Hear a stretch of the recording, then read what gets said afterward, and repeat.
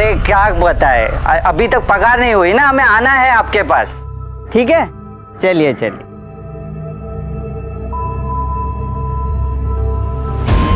साहब साहब, आग आग साहब। गणेश साहब का क्या हुआ? ऊपर के कमरे में आग लग गई है। आग लग गई? आकाश भैया दरवाजा खोलिए। बड़े साहब, साहब दरवाजा खोलिए। बड़े साहब। आकाश भैया क्या हुआ? वो ऊपर के कमरे में क्या हुआ? बस साहब ऊपर आग लग गई। चलिए जल्दी चलिए जल्दी। आग लगी, ऊपर के कमरे में आग लगी।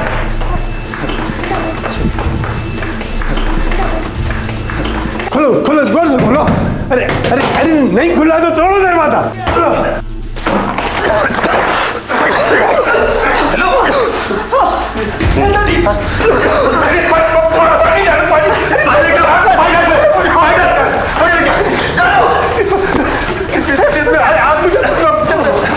मुंबई के एक उपनगर मलाड के एक बंगलों में एक लड़की अपने कमरे में धुन धुन कर चलती रही और उसके परिवार को इस घटना के घटने की भनक तक नहीं लगी। यूं तो पहली नजर में देखने पर यह मामला आत्महत्या का लग रहा था, लेकिन क्या पुलिस की तफ्तीश शुरू होने के बाद इस जुर्म में एक के बाद एक नई परतें खुलने वाली थी?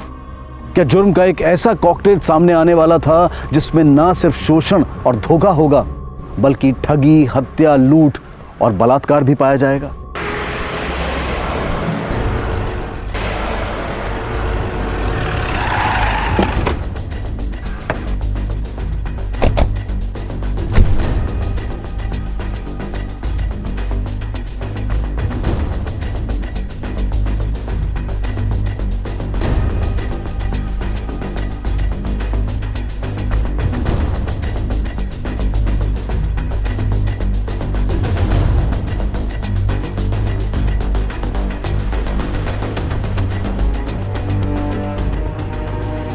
फॉरेंसिक वालों को बुला और एम्बुलेंस को भी बुला लेना। Yes sir.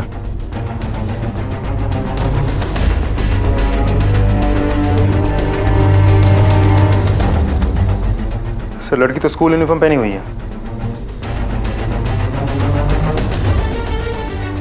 क्या ये आपकी बेटी थी? जी नहीं,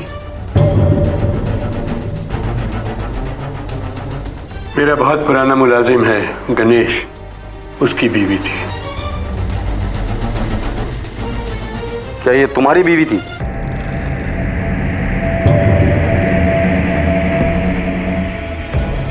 उसने स्कूल यूनिफॉर्म क्यों पहना था? क्या पता साहब,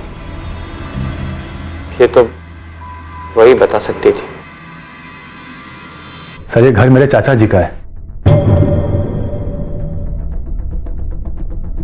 उनकी कोई औलाद नहीं है, इसलिए मैं और मेरी बीवी यहाँ पे रहते हैं, ताकि उनका कोई ख्याल रख सके। और ये गणेश, ये कब से काम कर रहा है यहाँ? बचपन से। हमें तो अपने असली माँ बाप याद भी नहीं। साहब ही हमारे माँ बाप हैं और मालिक भी। और हमारी दीपा से शादी भी इन्होंने ही करनी थी। तुम्हारी बीवी ऊपर वाले कमरे में थी, तो तुम कहाँ थे? साहब वो कल रात हमारी लड़ाई हो गई थी, तो मैं गुस्से में आके नीचे गेस्ट रूम में सो गया। लड़ाई झगड़े अक्सर होते थे तुम दोनों के बीच? ऐसी कोई बात नहीं थी। बहुत अच्छा पति था गणेश, दीपा का बहुत ख्याल रखता था। हो सकता है कि तुम्हारी बीवी ने आत्महत्या नहीं की, बल्कि उसकी हत्या की गई। रात को झगड़ा होने के बाद गुस्से में आकर तुमने उसे जला दिया और फिर नीचे आकर सो गए होगे। साहब दरवाजे की कुंडी अंदर से बंद थी और सुबह दरवाजा तोड़कर अंदर घुसे हम। फिर मैंने ऐसा कुछ किया तो दरवाजे की कुंडी बाहर से बंद होती। जितने भोले नजर आते उतने हो नहीं। तुम्हें बीवी की चीखने चिल्लाने की आवाज सुनाई नहीं दी? मैं नीचे गेस्ट रूम में सो रहा था, दरवाजा बंद था और पंखा आवाज भी बहुत करता है, शायद इसलिए नहीं सुन पाया। पंखे की तेज आवाज में तुझे नींद आ गई, लेकिन बीवी के चीखने चिल्लाने की आवाज सुनाई नहीं दी। इंटरेस्टिंग है। मुझे नींद आने की बीमारी है। इस बीमारी की वजह से मैं स्लीपिंग पिल्स लेता हूँ, और एक बार स्लीपिंग पिल्स ले लेता हूँ तो फिर गहरी नींद में सो जाता हूँ। हो सकता है इसकी वजह से कोई आवाज सुनाई न दी हो। मैडम कल रात को हम डीवीडी पर मूवी देख रहे थे, तो शायद उसी की आवाज से हमें कुछ सुनाई नहीं दिया। अगर कोई चीखा भी होगा तो हमें कुछ पता नहीं चला। और गणेश और दीपा, इनके बारे में कुछ बता सकते हैं आप हमें? गणेश तो बहुत ही सीधा लड़का है, लेकिन वो दीपा, उसकी तो आंखों से ही भूख टपकती है। मेरे हस्बैंड को भी ऐसे देखती थी कि जैसे खा जाएगी। वो तो चाचा जी गणेश को बहुत चाहते हैं और गणेश भी सालों से उनका पूरा काम संभाल रहा है, वरना मैं तो उनको कब का बाहर निकाल फेंकती। सर एक बात समझ में नहीं आई, एक जवान लड़की जिसकी लाइफ में किसी भी तरह की प्रॉब्लम नहीं थी, वो सुसाइड जैसा इतना बड़ा कदम क्यों उठाया होगा? क्योंकि तांबे ये सुसाइड नहीं मर्डर है। मर्डर? लेकिन आप इतनी श्योरिटी के साथ कैसे कह सकते हैं? जिस कमरे में हमें दीपा की लाश मिली थी वहाँ ऑयल क्या ऐसी कोई भी चीज नहीं मिली थी जिससे खुद को जलाया जा सकता है। दूसरा मुद्दा, दीपा की ये लाश जहाँ मिली थी उस एरिया को छोड़कर पूरा रूम नीट एंड क्लीन था। जब भी कोई आदमी अपने आप को जला लेता है तो दर्द के मारे चीखता है, चिल्लाता है, छटपटाता है और यहाँ वहां भागता है, जिसके निशान उस कमरे में होने चाहिए थे जो यहाँ नहीं है। इसका मतलब ये सुसाइड नहीं एक मर्डर ही है। तांबे, ये आकाश, सुभाष, मित्रा और गणेश, इन सबके स्टेटमेंट्स को क्रॉस चेक करो, हो सकता है इनमें से कोई झूठ बोल रहा हो। Okay sir. सर मत हिला। अच्छा सुन, आज उठने में थोड़ी देर हो गई थी तो टिफिन में कुछ बनाया नहीं, स्कूल की कैंटीन में कुछ खा लेना। थैंक यू पापा, कितने अच्छे हो आप। बाय पापा। बाय। अरे मामा को बाय बोलो। बाय माँ। बाय।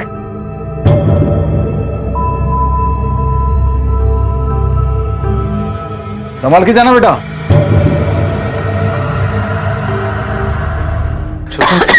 सुमन उठो, दवाई खा उठो।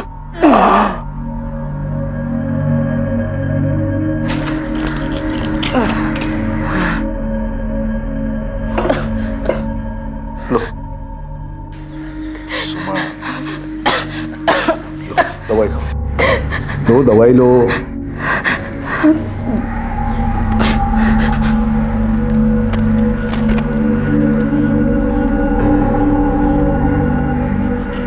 डायलिसिस के लिए जाना है ना, उठो चलो तैयार हो जाओ। उठो संभल के चलो।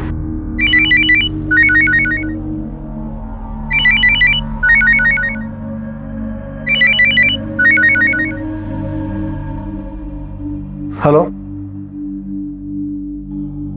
क्या? लेकिन कैसे? क्या हुआ? बोलिए ना, क्या हुआ? दीपा तो तुम्हारी साली थी, तुम्हारी बीवी की बहन, तो तुम्हारी बीवी तुम्हारे साथ क्यों नहीं आई? सर, मेरी बीवी खुद आना चाहती थी, उसकी दोनों किडनियां खराब हो गई, उसकी तबीयत बहुत खराब है सर, इसलिए।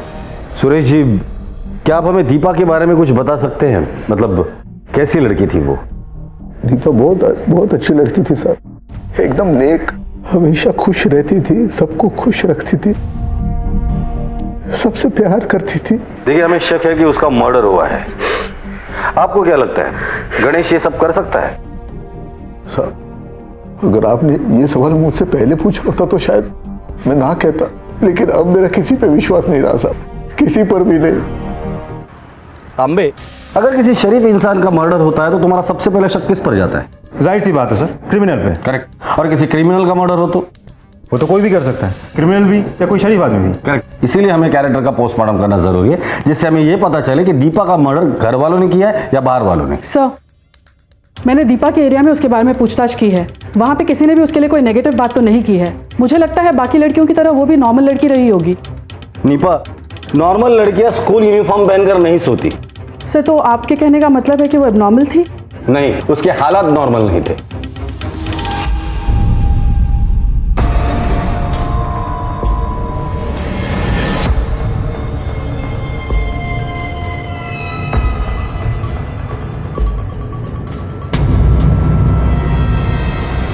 इस केस में पुलिस अब तक सिर्फ एक निष्कर्ष पर पहुंच पाई थी, और वो ये कि दीपा ने आत्महत्या नहीं की थी बल्कि उसकी हत्या हुई थी। और इस हत्या को लेकर उन्हें दीपा के पति गणेश पर शक जरूर था, लेकिन इस हत्या की वजह और गणेश या किसी और को भी इस हत्या से जुड़ने वाली कोई भी कड़ी अब तक उनके हाथ नहीं लगी थी। एक शादीशुदा महिला का एक छोटी बच्ची की तरह स्कूल यूनिफॉर्म पहनकर तैयार होना इस केस की सबसे असामान्य बात थी, और शायद वो महत्वपूर्ण सूत्र भी जो इस हत्या की गुत्थी को सुलझाने में पुलिस की मदद कर सकता था। लेकिन सुलझने से पहले इस गुत्थी का और उलझना अभी बाकी था।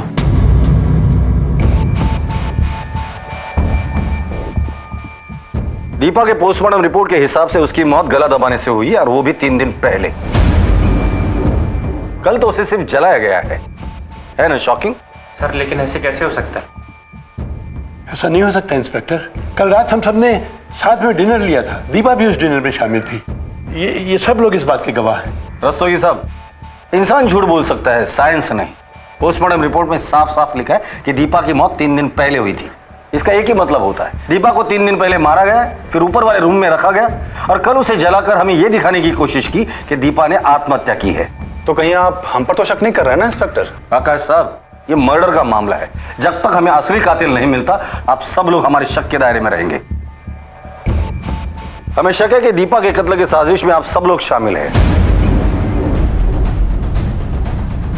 सर, दीपा हमारे नौकर की बीवी थी, भला हम उसको क्यों मारेंगे? पता चल जाएगा।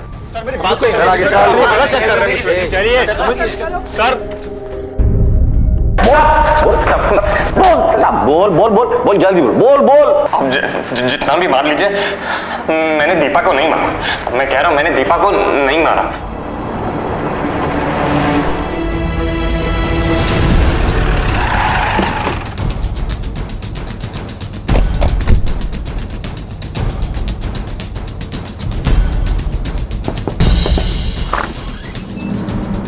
जी घर पर कोई है? माँ, पुलिस अंकल। आप लोग? आपके पति कहाँ हैं? वो मेरी दवाइयाँ और घर का राशन लाने गए। दीपा और गणेश के संबंध कैसे थे? वैसे ही जैसे आम पति पत्नी के होते हैं। कभी कभार कहा सुनी हो जाती थी, पर ऐसा कुछ बड़ा हुआ कभी दीपा ने बताया नहीं था। सुभाष जी और उनके भतीजे आकाश, इनके बारे में कभी बात हुई थी? सुभाष जी तो देवता आदमी है। उन्होंने ही मेरी दीपा की शादी गणेश जी से करवाई थी। वो तो उसे अपनी बहू की तरह रखते थे और आकाश जी के बारे में ऐसे कुछ खास नहीं बताया था। सुमन जी, दीपा की पोस्टमार्टम रिपोर्ट के हिसाब से उसकी मौत उस हादसे से 3 दिन पहले हुई थी। हमें शक है कि दीपा ने आत्महत्या नहीं की, बल्कि उसका मर्डर हुआ है। ये आप लोग क्या कह रहे हैं? ऐसा नहीं हो सकता। दीपा से आपकी आखिरी बार कब बात हुई थी? दीपा को जानते हैं? हाँ सर, जानते। आखिरी बार कब देखा था दीपा को? सर ध्यान से तो याद नहीं है, लेकिन 2-3 दिन पहले उसको देखा था मैंने, उसके बाद नहीं देखा। जी, मैंने उसे 2-3 दिनों से नहीं देखा। सर, एक बहुत ही चौंका देने वाली खबर हाथ लगी है सर। ये देखिए।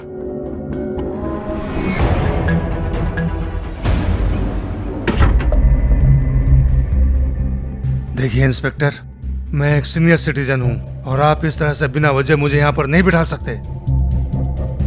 ये वजह कैसी रहेगी आपको यहाँ रोक कर रखने के लिए?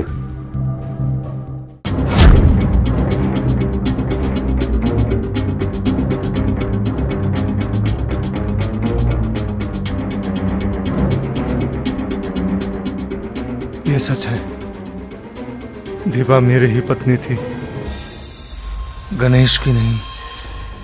ये बात आपने सिर्फ हमसे नहीं, पूरी दुनिया से छुपा कर रखी थी। क्यों? इसलिए कि दुनिया मेरा मजाक बनाती। इसलिए मैंने दुनिया की नजरों में गणेश को उसका पति बना दिया था। लेकिन दरअसल दीपा मेरी पत्नी थी। तो उसे मारा क्यों? नहीं सर, मैंने उसे नहीं मारा। बरसों के बाद मेरी जिंदगी में वो मेरे अकेलेपन को दूर करने के लिए आई थी। मैं उसे कैसे मार सकता था सर? क्या? चाचा जी ने दीपा से शादी की थी? ये कैसे हो सकता है? सर, अगर ये बात सच भी है ना, तो भी हमें इस बारे में कुछ नहीं पता। हमें तो शुरू से यही पता है कि दीपा गणेश की पत्नी है।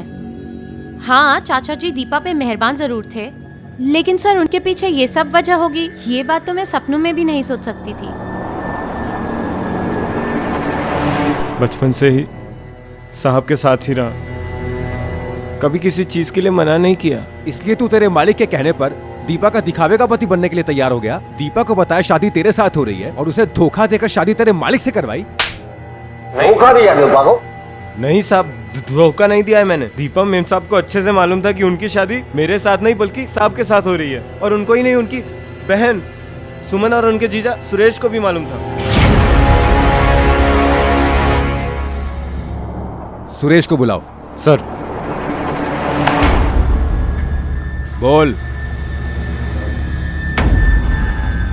हो साहिब, मैं और सुमन दोनों इस बात को जानते थे। हमने वकील को घर पर बुला के उन दोनों की शादी करवा दी थी।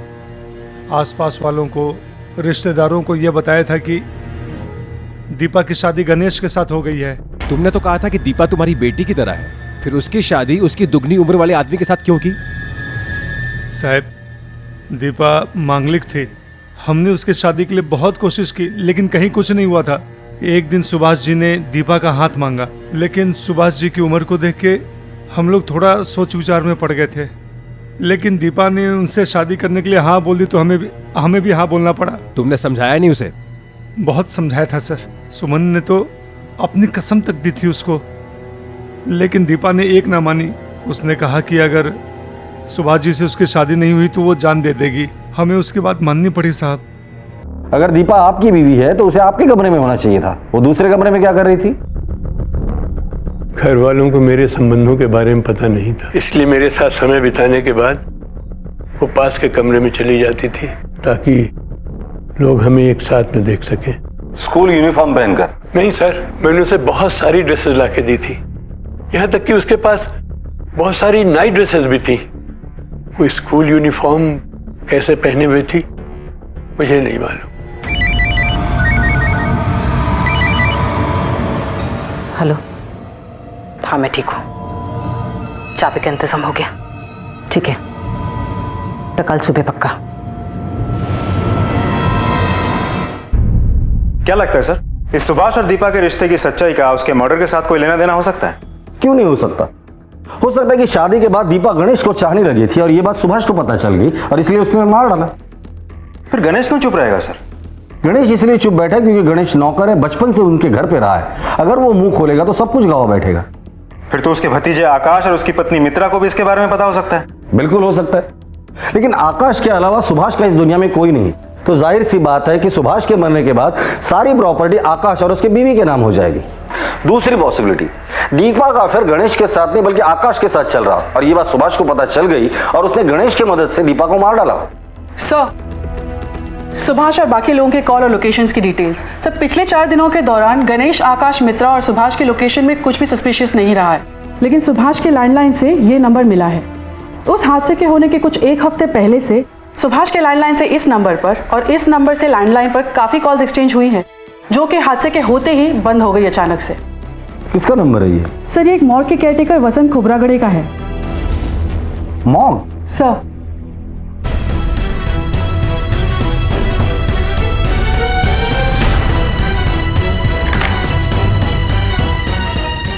नमस्कार, इंस्पेक्टर धनावड़े बोलते हैं। वसंत खोबरागड़े आहेत का? लेकिन खोबराट के साहब को तो अभी सस्पेंड कर दिया गया है साहब। सस्पेंड? क्यों? अभी 4 दिन पहले हमारे यहाँ से एक लड़की की लाश गायब हो गई थी, इसलिए। ठीक है। तांबे, ये दीपा की बॉडी की शिनाख्त किसने की थी? सर, पहले गणेश ने और फिर सुरेश ने। दीपा की बहन सुमन और दीपा की बॉडी का डीएनए टेस्ट करवाओ। Yes sir. दीपा की मौत के एकदम पहले एक मुर्दा घर से उसकी ही उम्र और कदकाठी वाली लड़की की लाश गायब हो जाती है। कहीं इसका मतलब ये तो नहीं कि दीपा जिंदा है और उसकी मौत सिर्फ एक नाटक? और अगर ये सच है तो कौन रच रहा था ये नाटक और कहां है दीपा? सुमन, सुमन, दरवाजा खोलो, देखो कौन आया।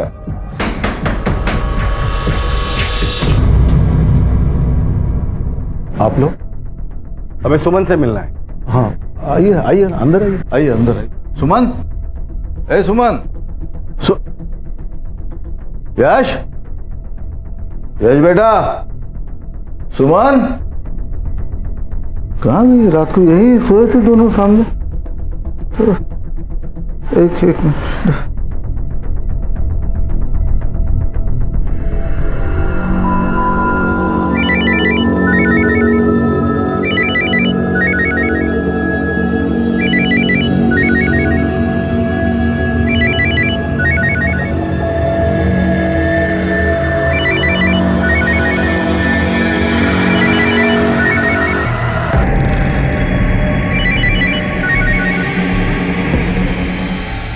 उसका फोन तो यहीं पर, फिर कहाँ चली गई?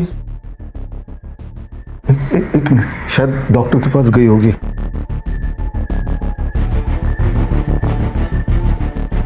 हेलो, हाँ डॉक्टर साहब, मैं सुमन का पति बोल रहा हूँ, सुरेश।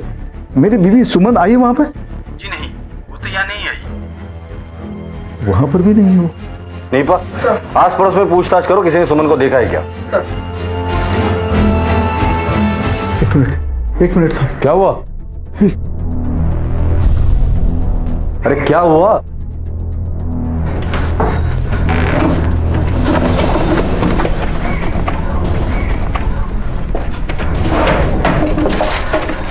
अरे हुआ क्या, वो तो बताओ। साहब मैं लुट गया साहब, बर्बाद हो गया। सारे जेवर, सारे पैसे लेकर भाग गई सुमन।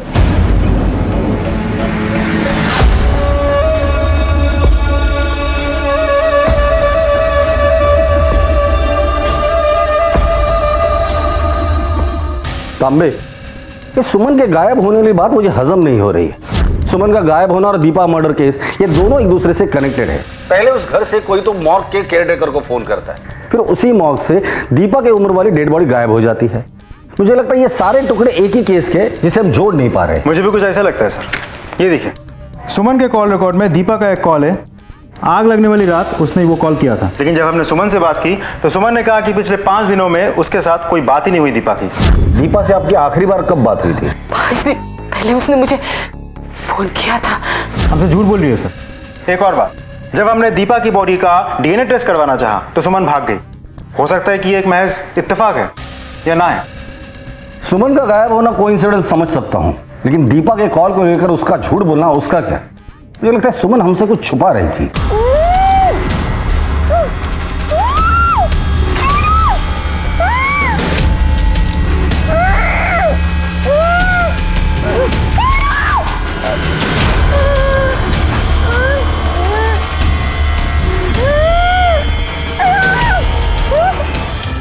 सर, उस मॉर्ग का केयरटेकर वसंत खोबरागड़े हमारी कस्टडी में है।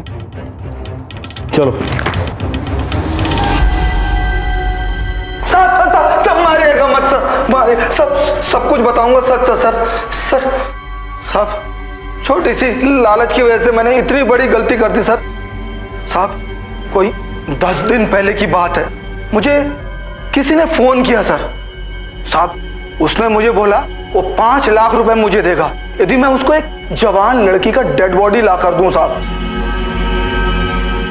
जी, मुझे पहले उसकी बात पर बिल्कुल विश्वास नहीं हुआ सर, लेकिन साहब उसने अपना फोन नंबर और मुझे एडवांस में 2 लाख रुपए भी दिए साहब। मुझे उसकी बात पर विश्वास करना पड़ा साहब। मैंने उसको डेड बॉडी ला कर दे दी सब, इसके अलावा मैंने कुछ नहीं किया सर, विश्वास करो सर। वो आदमी अगर सामने आएगा तो पहचान पाओगे? नहीं साहब, साहब उससे मेरी फोन पर बात हुई थी, आमने सामने नहीं हुई थी साहब। बॉडी की शिनाख्त कर पाएगा तू?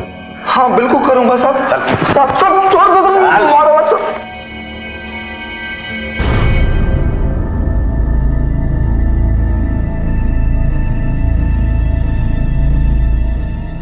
क्या मैं इसका हाथ देख सकता हूं? देखो साहब, ये वही है साहब। तुम इतने यकीन के साथ कैसे कह सकते हो? ये डेड बॉडी जब पहली बार इस मॉर्ग में आई थी ना, इसके इस उंगली में एक अंगूठी थी साहब, उसको मैंने ही निकाली थी। उसका निशान आज भी बना हुआ है सर। इसका मतलब ये दीपा की बॉडी नहीं है।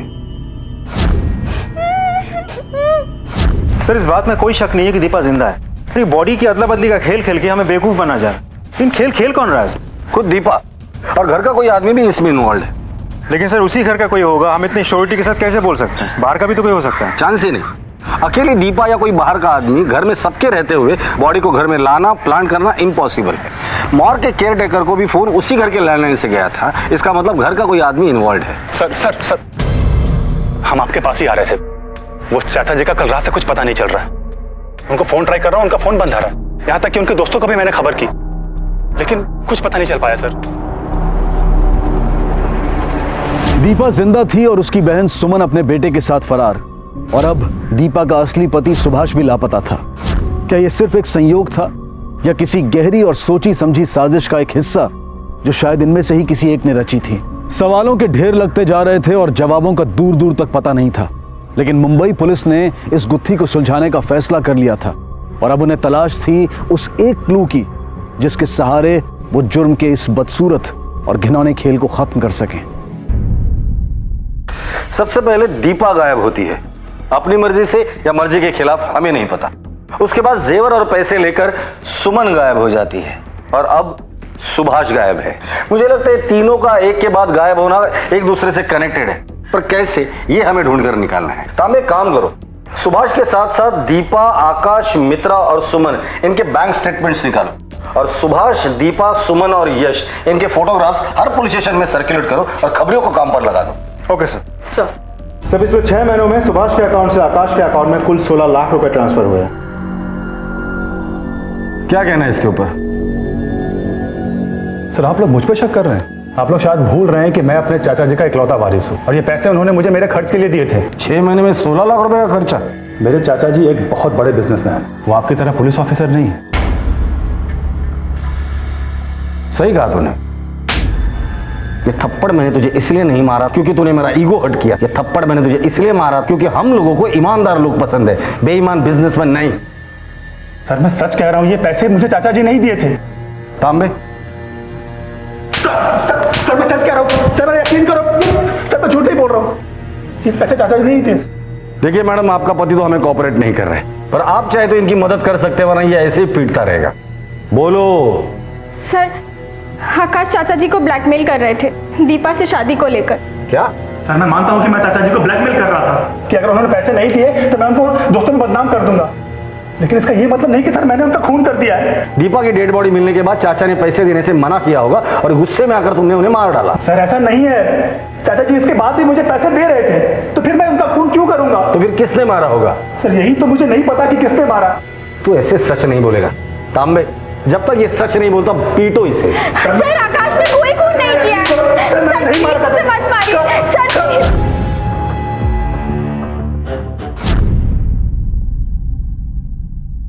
सुभाष ने तुम्हारे अकाउंट में 3 लाख रुपए ट्रांसफर किए थे, किस लिए? वो सर उनके बहुत एहसान है मुझ पर। सर ये सुमन की ट्रीटमेंट में मेरे बहुत पैसे खर्च हो गए थे, मेरे पास पैसे बचे ही नहीं थे, तो मैंने मेरे गांव की जमीन बेचने के लिए निकाली थी, लेकिन वो भी नहीं बिक रही थी, तो मैंने सुभाष जी से 3 लाख रुपए उधार लिया था। ये जमीन का व्यवहार होने के बाद उनको लौटाना था, लेकिन वही पैसा लेके सुमन भाग गई साहब। सर अगर मेरी बात झूठी निकली तो मुझे फांसी पे चढ़ा देना सब, आई शपथ। ठीक है जाओ तुम। सर नजर रखना इस पर। आकाश को बहुत तोड़ा सर, लेकिन उससे ज्यादा कुछ बोल नहीं रहा है। मुझे लगता है उसके पास बताने के लिए जो कुछ भी था वो बता चुका। नहीं तांबे, वो और भी कुछ जानता है लेकिन मुंह नहीं खोल रहा है। वैसे ये काम कहाँ करता है? सर किसी गारमेंट शोरूम में मैनेजर का काम करता है। वहां जाके इंक्वायरी करो, शायद कुछ हाथ लग जाए। फिलहाल उसे जाने दो, लेकिन उस पर भी नजर रखना। ओके सर हमारे खबरी ने सुमन को विरार के घर में देखा है।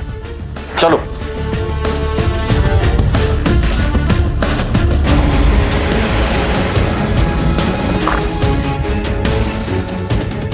तलाशी लो घर की। सर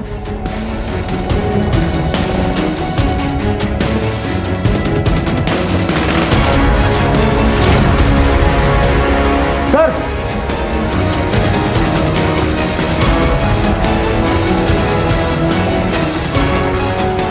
फॉरेंसिक को बुलाओ। ये सर।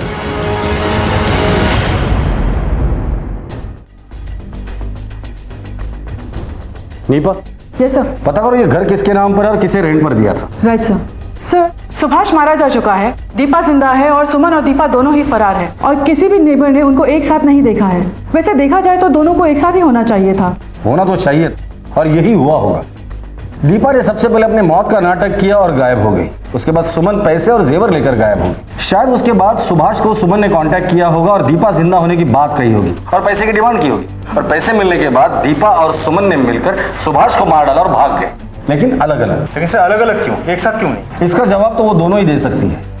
सुरेश ने हमसे कहा था कि सुमन को किडनी का प्रॉब्लम है और उसे डायलिसिस की जरूरत पड़ती है। इस एरिया में जितने भी डायलिसिस सेंटर है उन्हें कांटेक्ट करो और उनके सुमन की डिटेल्स दे दो और उनसे कहो अगर वो वहां आती है तो सबसे पहले हमें कांटेक्ट करे। सर अब मुझे इंतजार कल का है। क्यों सर? सुभाष रस्तोगी कोई मामूली आदमी नहीं था, एक बिजनेस टाइकून था, और जब भी कोई बिजनेस टाइकून मरता है अपनी वसीयत जरूर बनाता है।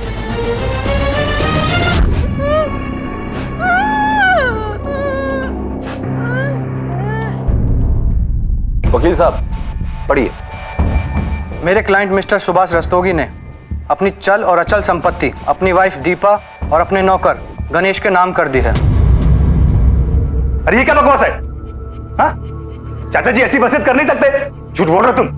दिखाओ मुझे।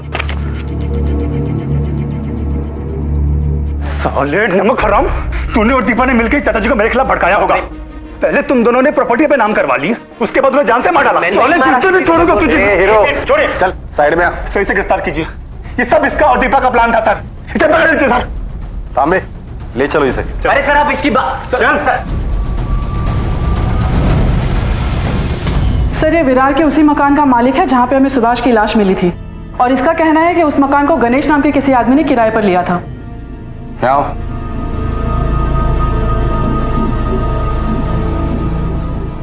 यही है वो आदमी? हाँ साहब, यही था वो आदमी। ठीक है, जाओ। झूठ बोला। तुमने वो घर किराए पे क्यों लिया था और सुमन उस घर में क्यों रहती थी? मैंने कुछ नहीं किया। झूठ बोल रहा है तू।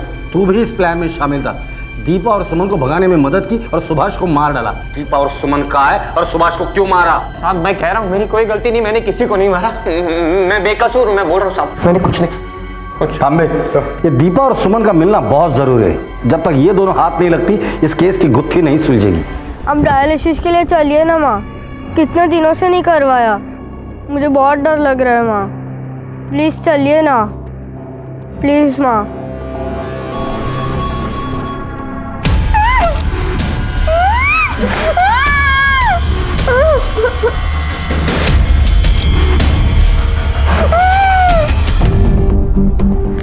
सर, आकाश के स्टोर से ये बैग मिला है।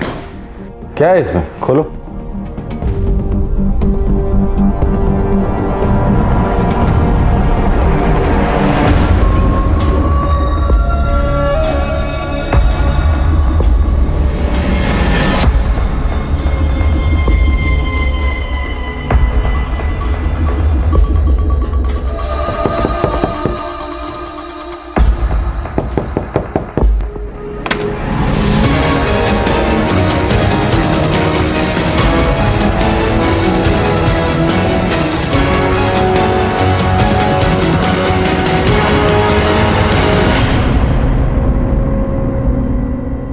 ये सब तुम्हारा ही है ना? बोलो। सर मैं एक शादीशुदा इंसान हूं और ये सारा सामान मैं अपनी बीवी के ऊपर इस्तेमाल करता हूं।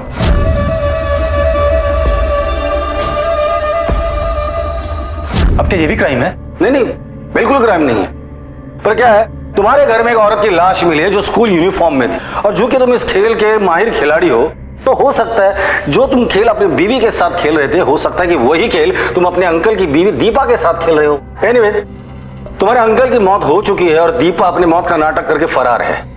तो सिर्फ इतना बता दे, दीपा कहां है?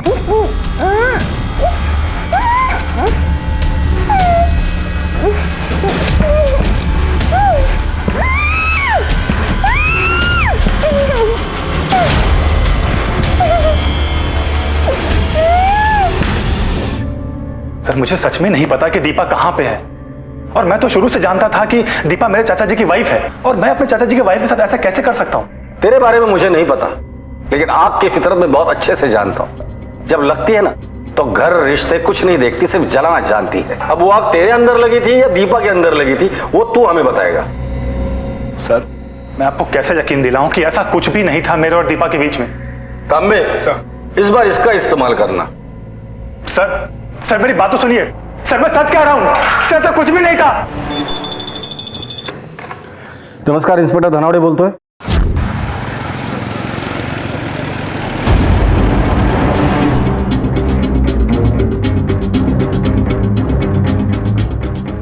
ले चलो इसे।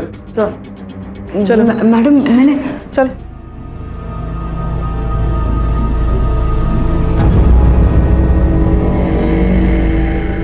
आप भी यहाँ? दीपा मैडम का है?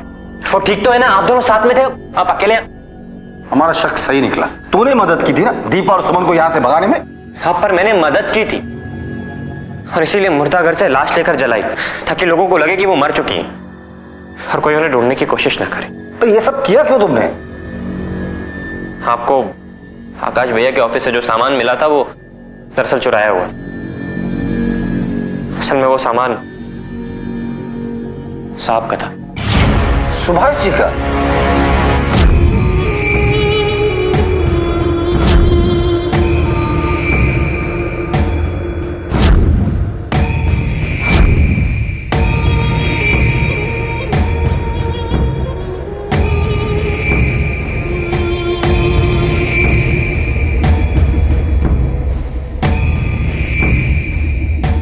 और फिर मैंने फैसला किया कि दीपा मैडम और सुमन जी की मदद करूंगा। लेकिन तुम्हारी पूरी प्लानिंग फेल हो गई। सुमन के बजाय अब दीपा सुरेश के चुंगल में है। लेकिन मुझे समझ में ही नहीं आ रहा है, सुरेश के घर पे तो 24 घंटे नजर रखी थी, फिर वो वहां से बाहर निकला कैसे और विरार पहुंचा कैसे, और इस वक्त कहां है वो?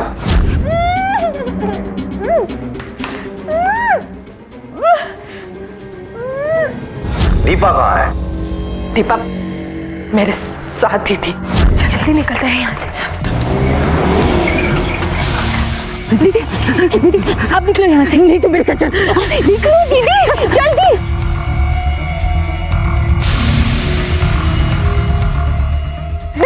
दीपा को किडनैप किसने किया? मेरे पति ने। नहीं जीजू, जीजू, दीपा, दीपा, नहीं जीजू, नहीं। चलो। जीजू। सुरेश ने? दुनिया जैसे उसे समझती है वो आदमी वैसा नहीं है। भेड़िया है वो, भेड़िया। मेरे माँ बाप की जब से मौत हुई, जब दीपा मेरे पास रहने आई, तब से वो। जीजू ये क्या कर रहे हो? छोड़ो उसे। जीजू जी छोड़ो इसे। भगवान ने जी छोड़ दीजिए। अरे भगवान को तेरी क्या जरूरत? तेरी जरूरत तो मुझे। आ जाओ। छोड़ो इसे। ये छोड़े रहना मेरी। जीजू मैं तुम्हारे बाबा नहीं जाने। बीमारी जो तू नहीं दे सकती मुझे, तेरी बहन से ले रहा हूँ। तेरे को क्या प्रॉब्लम है? दीपा की शादी सुभाषी से पहली बार नहीं हुई थी। इससे भी 3 बार उसकी शादी करा चुका है सुरेश। उसने तो अपना धंधा बना लिया था। वो तो ऐसा शिकार ढूंढता था जो अकेला आदमी हो और बहुत पैसे वाला हो। वो उसे दीपा को जबरदस्ती अपने पास जाने के लिए बोलता था और शादी होने के बाद वो उसे मार डालता। और पति की मौत के बाद पत्नी की पूरी जायदाद दीपा को मिल जाती, वो उसे खुद रख लेता। सुभाष जी चौथे और सबसे बड़े शिकार थे। मेरा पैसा लेके भाग गई तेरी बहन। सीधी तरह बता दे कहाँ है वो, नहीं तो जान से मार दूंगा तुझे। मुझे नहीं पता, मुझे चले दीजिए। चुप साले, खून तो एक ही है तुम दोनों का। शराफत की भाषा ना तेरे बहन को समझ में आई ना तू समझ पा रही है। सीधी तरह बता दे, नहीं तो ऐसा मजा चखाऊंगा कि जिंदगी भर याद रखेगी। ऐसे नहीं मानेगी तू, ऐसे नहीं मानेगी। मुझे छोड़ दीजिए। नहीं, नहीं, नहीं। सर सुरेश हमारी सोच से कहीं ज्यादा होशियार निकला। उसे पता था कि हम उस पर नजर रखे हुए हैं, इसीलिए अधिकतर समय दिन में वो घर पे ही रहता था, फिर रात को पीछे के दरवाजे से वो निकल जाता था। मैंने उसके मोबाइल फोन की लोकेशन रिपोर्ट भी चेक की। इसे पता चलता है कि वो मड आइलैंड पहुंच के ही उसका फोन स्विच ऑफ कर देता था ताकि हम उसके एग्जैक्ट लोकेशन ट्रैक ना कर पाए। और वो अब अपने घर से भी गायब है, फरार है सर। लेकिन ये एक बात तय है, उसने दीपा को जहां कहां भी रखा है वो एरिया मड आइलैंड के आसपास का ही है। लेकिन सर मड आइलैंड तो इतनी बड़ी जगह है, कहां ढूंढेंगे हम उसे? तांबे मालवनी से लेके जेट्टी तक 2 से 3 वाइन शॉप होंगे, 10 से 12 बार एंड रेस्टोरेंट है जो खाना और शराब होम डिलीवरी करते हैं। ये सुरेश एक नंबर का पियक्कड़ है, बिना पिए खाना भी उसके गले से नीचे नहीं उतरता। जितने भी वाइन शॉप है, बार एंड रेस्टोरेंट है और होम डिलीवरी करने वाले लड़के हैं, सबको इस सुरेश की फोटोग्राफ दिखाओ। किसी ना किसी ने तो उसको जरूर देखा होगा। Okay sir.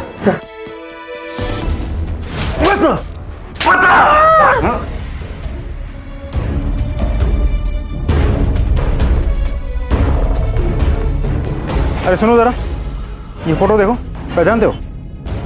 हाँ साहब, इनको मैं जानता हूँ। इनके यहाँ मैं ही हमेशा खाना पहुँचाने जाता हूँ। अभी भी उनका ही पार्सल लेके जा रहा था। हमारे साथ चलो जरा।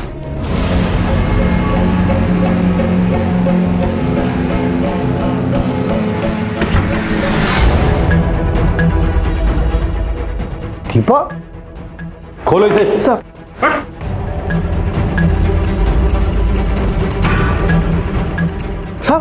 सब देखा ना, देखा मैंने दीपा को पकड़ के रखा है ना। मैंने बोला ना दीपा जिंदा है, दीपा जिंदा है सर। मैंने पकड़ के रखा है उसको, देखो सर, ये तो मर चुकी है। लेके चलो इसे। हाँ साहब, मैं पैसों के लिए पहले 3 बुढ़ों के साथ दीपा की शादी कर चुका था। उन तीनों में सुभाष बहुत पैसे वाला था।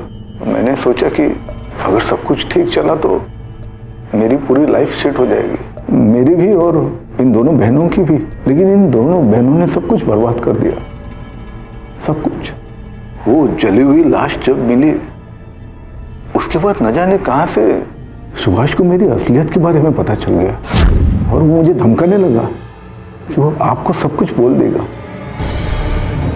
मुझे उसे मारना पड़ा।